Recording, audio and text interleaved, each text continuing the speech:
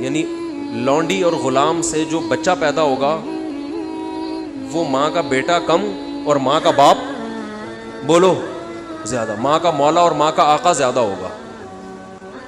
غلام کی مثال نہیں دی کیونکہ غلام مرد ہوتا ہے نا، اس پہ تصرف تھوڑا سا پھر بھی کم ہوتا ہے، یعنی وہ آپ کی ملکیت میں ہوتا ہے لیکن اس پہ کنٹرول کم ہوتا ہے کیونکہ آدمی ہے. جب عورت آپ کی ملکیت میں ہوتی ہے لونڈی، اس پہ وہ تو کمزور ہے نا، اس پہ کیا ہوتا ہے آپ کا تصرف زیادہ. تو جو مکمل غلام اور باندی تھی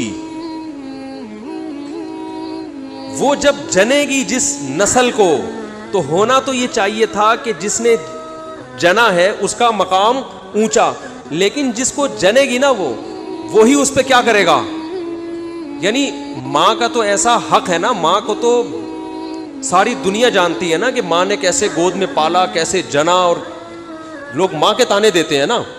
حضرت موسیٰ علیہ الصلاۃ والسلام نے جب حضرت ہارون کی داڑھی پکڑ کے کھینچی ہے نا، جب حضرت موسیٰ علیہ السلام کوہ طور پہ گئے تورات لینے، پیچھے بنی اسرائیل نے بچڑے کی عبادت شروع کر دی. ہارون علیہ السلام کو نگران بنا کے گئے تھے کہ ذرا ان کی حفاظت کرنا، بڑے نالائق لوگ ہیں، دائیں بائیں نہ ہو جائیں.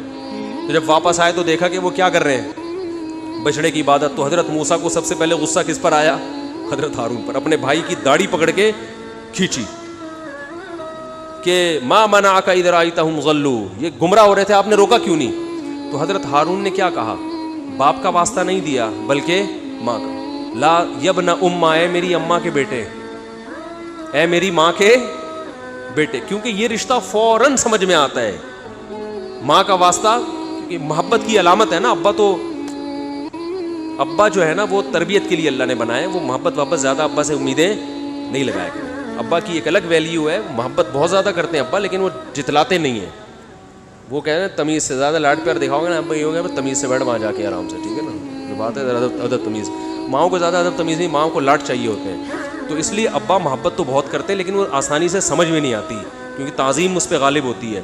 اماں کی محبت 2 منٹ میں سمجھ میں آ جاتی ہے. تو جب بھی واسطہ دیا جاتا ہے کس کا؟ اماں کا. تو حضرت ہارون بھی واسطہ کس کا دے رہے ہیں کہ بھائی ایک ہی ماں کے ہم دونوں اولاد ہیں، آپ اتنی سختی تو نہ کریں نا، ماں کا واسطہ دے رہا ہوں آپ کو، یبن اماں، اے میری اماں کے بیٹے. تو ماں جو اتنا قریبی رشتہ ہے، جس کی محبت سب کو سمجھ میں آتی ہے، اس کو غلام بنا لینا تو یہ کھوپڑی میں آنے والی بات نہیں ہے. لیکن حدیث میں کیا آتا ہے؟ قرب قیامت میں بیٹا کیا ہوگا؟ ماں پہ حکومت کرے گا، بیٹا ماں پہ حکومت کرے گا. تو ہونا تو یہ چاہیے تھا کہ جو جنے، وہ جس کو آپ جن رہے ہیں وہ گویا ایک قسم کی غلام ہو، ماتحت ہو، لیکن الٹا حساب ہو رہا ہوگا. تو یہ بھی پتہ چل رہا ہے کہ ادب مارکیٹ سے کیا ہونا شروع ہو جائے گا؟ شارٹ. مطلب حدیث کا یہی ہے کہ چھوٹے جو ہے نا وہ بڑوں کی جگہ ہو جائیں گے، اور بڑے، اور یہ خدا کی قسم آج اپنی آنکھوں سے میں دیکھ رہا ہوں، زیادہ تر لبرل لوگوں کے گھروں میں دیکھ رہا ہوں، دیندار گھروں میں کم. باپ اور ماں اپنے بچوں کو اسکولوں میں 15-20 ہزار روپے فیسیں دے کر بدتمیز بنا رہے ہیں باقاعدہ پیسوں کے ذریعے. یعنی اسکولوں میں پڑھا رہے ہیں، ماڈرن اسکول ہیں، اور بہت ہی ماڈرن قسم کے اسکول جن میں مذہب نہیں ہے. بچہ انگلش بہت اچھی بول لیتا ہے، اور ٹھیک ٹھاک فیسیں دے کے کیا کر رہے ہیں؟ اپنی نافرمانی پیسے دے کے سکھا رہے ہیں. آج بھی میرے پاس ایک کیس آیا، کسی کو نہیں پتا چلے گا کس کی بات ہو رہی ہے. ایک صاحب نے کہا میں نے اپنی بچی کو ایڈمیشن کروایا، میں 20 ہزار روپے فیسیں دے رہا ہوں، اور وہ چرس پی رہی ہے، وہ پتہ نہیں کتنے لڑکوں سے دوستیاں لگا رہی ہے. تعلیم کو فوکس کرنے کے چکر میں تہذیب کا بیڑا غرق کر دیا. یعنی گویا کہ پیسے دے کے باقاعدہ کیا کیا جا رہا ہے؟ اپنے بچوں کو خراب کیا جا رہا ہے. تو جنا بھی خود، احسان بھی خود کیا، اور نکلا کیا رزلٹ؟ وہی آپ پہ کیا کر رہا ہے؟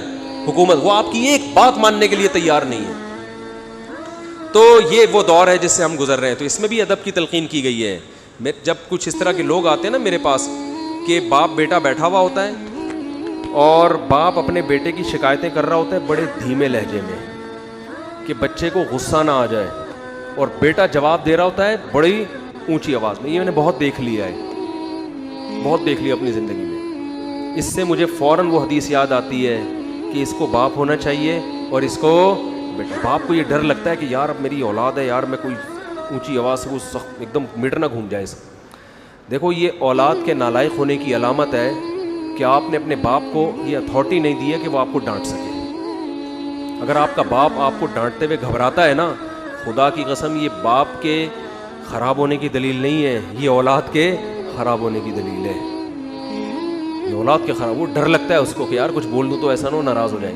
میں نہیں کہہ رہا اولاد پہ بیجا سختیاں کریں یا خام خواہ میں ڈانٹ ڈپٹ کرتے رہیں, اس سے تو ڈپریشن کے مریض بنتے ہیں. ماں باپ ظلم بھی کرتے ہیں. اس پہ میں انشاءاللہ بیان کروں گا کہ میرا ارادہ ہے, میں نے جو سینٹ میں بل پیش ہوا نا کہ ماں باپ کو اولاد پہ ہاتھ اٹھانے کی اجازت نہیں, شوہر کو بیوی کو ڈانٹنے کی اجازت نہیں, یہ بالکل خلاف ہے, لیکن اس کا ناجائز فائدہ بھی اٹھایا جاتا ہے.